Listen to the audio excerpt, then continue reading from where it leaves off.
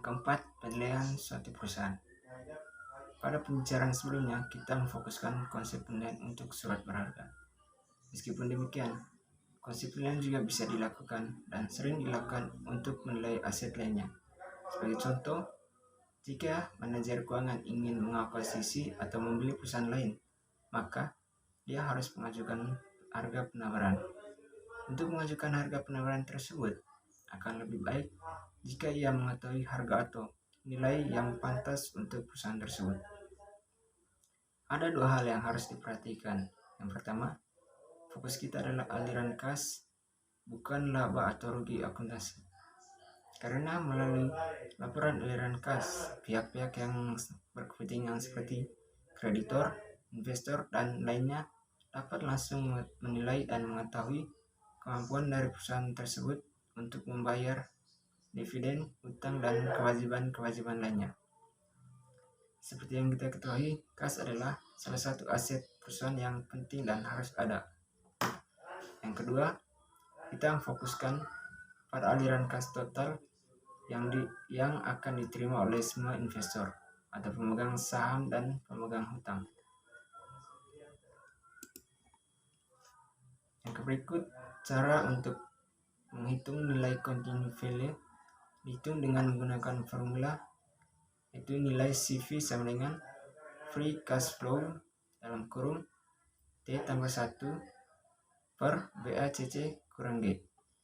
Jika kita menggunakan NOPLAT atau Net Operating Profit Less Adjusted Tax, maka formula di atas dapat dihitung sebagai berikut, yaitu nilai CV sama dengan NOPLAT T tambah 1 dalam kurung 1 kurang dalam kurung G per ROIC per BACC kurang G, di mana G sama dengan tingkat pertumbuhan dan ROIC sama dengan Return on Investment Capital. Formula di atas juga dapat diturunkan sebagai berikut.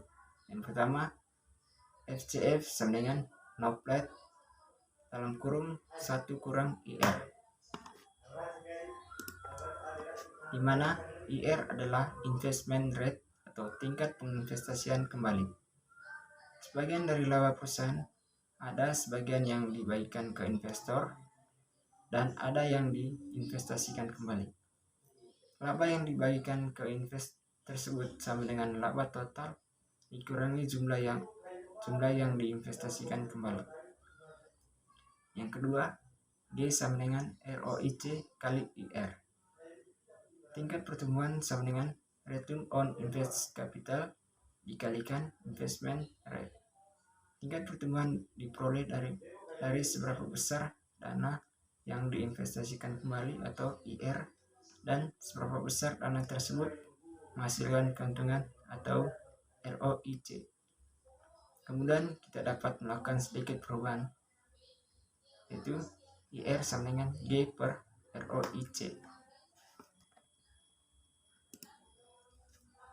Setelah itu kita memasukkan kembali ke persamaan asal sehingga kita dapat memperoleh formula sebagai berikut, yaitu FCF sama dengan NOPLAT dalam kurung 1 kurang IR dan FCF sama dengan NOPLAT dalam kurung 1 dalam kurung G per ROIC.